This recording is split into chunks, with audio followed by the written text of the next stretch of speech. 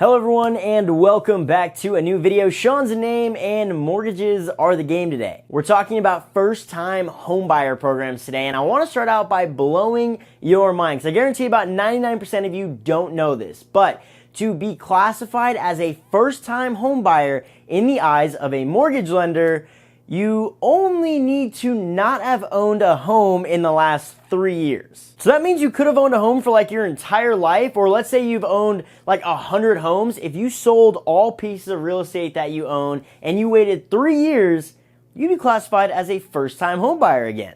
Pretty crazy, right? Well, let's continue to blow your mind or just give you some more information and facts that you need to know when you're going about buying your first humble abode.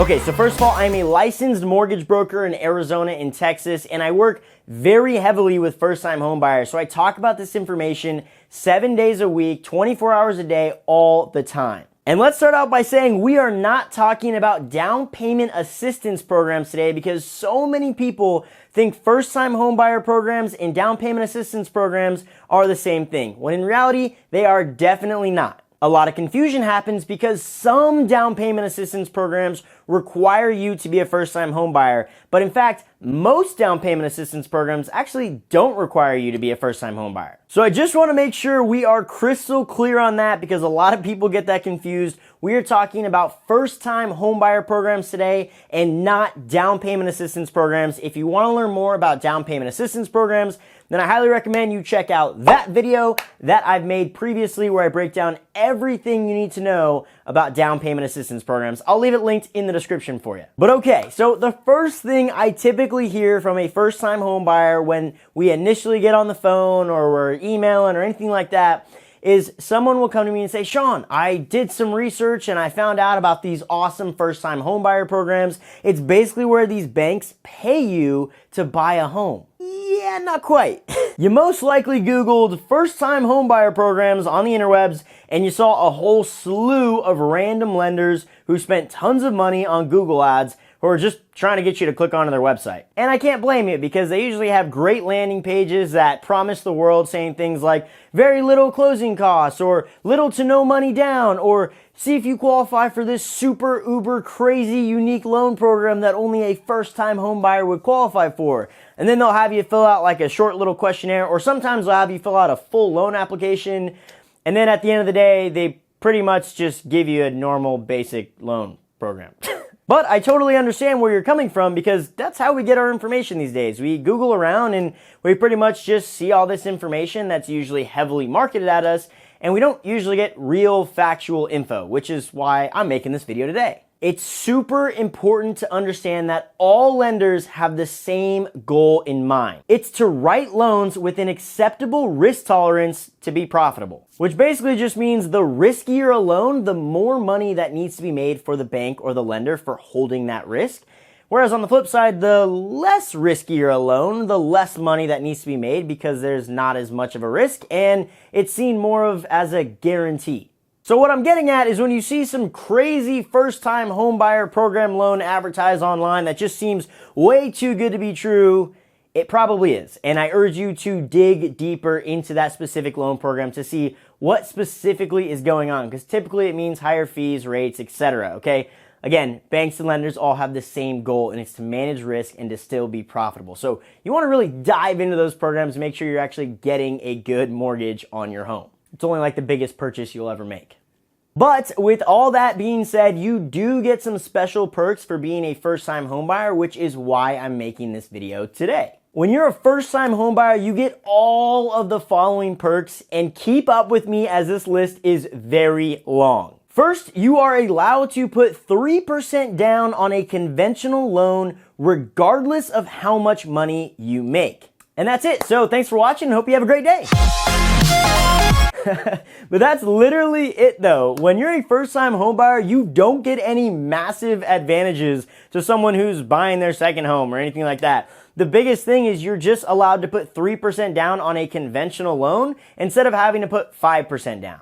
And remember, like I previously mentioned, some down payment assistance programs do require you to be a first-time homebuyer. So for those specific programs, you do get some special perks. But again, we're focusing on first-time homebuyers specifically, not necessarily down payment assistance programs. And don't forget that a first-time homebuyer loan is seen as a little bit more riskier because remember, you're putting very little down and there's no proven track record from you for making mortgage payments. So in the eyes of a lender, it's still seen as a little bit more of a riskier loan. So because of that, you're not getting all these amazing perks of having wicked low interest rates and wicked low monthly payments and all that stuff.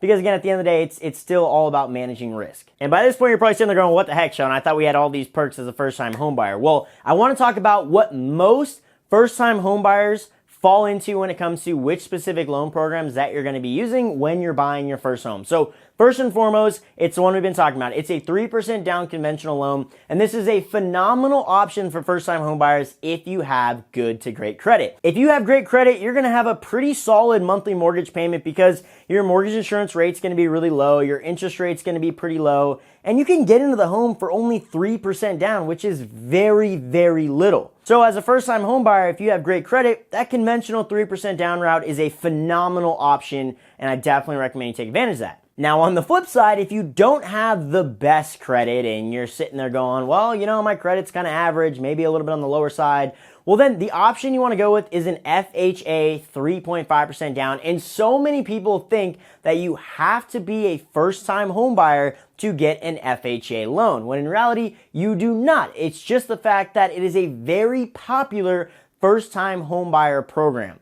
There's a difference there. You don't have to be one, it's just a popular option for first-time homebuyers. And FHA loans are great. I love doing FHA loans for kind of average to lower credit scores because you're still gonna have a pretty solid mortgage insurance rate, you're still gonna have a great interest rate, your monthly payment's gonna be pretty reasonable for having a lower credit score, and you're only having to put 0.5% down more than you would versus a conventional loan. So it's still a really great option for first-time homebuyers. And the more I think about it, I usually end up doing FHA loans for first-time homebuyers versus conventional loans just because your credit score has got to be usually 720 plus for a conventional loan to make sense over an FHA one. But I hope by now you understand that 95% of first-time homebuyer programs are actually just normal loan programs that almost anyone can get. And banks and lenders just like to advertise them as first-time homebuyer options just because so many of you are searching around on the internet and searching for information about first-time homebuyer loans, when in reality, again, they're just usually normal loans. But hey, the more you know. But that's the truth when it comes to first-time homebuyer programs. I hope you learned something new. And also, I'm going to be making videos very soon specifically on conventional FHA and even VA loans, and really diving into the qualification metrics of each because there is so much wrong information out there that's advertised online. And also, there's just so much vague information. As a first-time homebuyer, you really want to know what's going on. So I want to make a video on conventional FHA and VA about specific, front-end and back-end debt-to-income requirements, job history requirements, credit score requirements, all sorts of great stuff that you'll want to know as a first-time homebuyer. So that gives you all the reason to hit that subscribe button so you know when I post those videos. But I've also got some other great information on this channel when it comes to real estate or just finance questions in general. So I highly recommend you check out some of the stuff on my channel. I'll leave some stuff linked down below, especially that down payment assistance video, because I can imagine a lot of you have questions about that. So definitely go watch that video. But at the end of the day, I hope you enjoyed this one, and more importantly, I hope you learned something new. If you want to learn more about me and kind of the work I do, and even some other great resources actually when it comes to mortgages, I definitely recommend you check out lending.shawnmalkou.com. That's kind of my mortgage website where all that stuff is. You can check that out. I'll leave it linked down below for you. Otherwise, hit that like button, comment down below, and I will see you in the next one.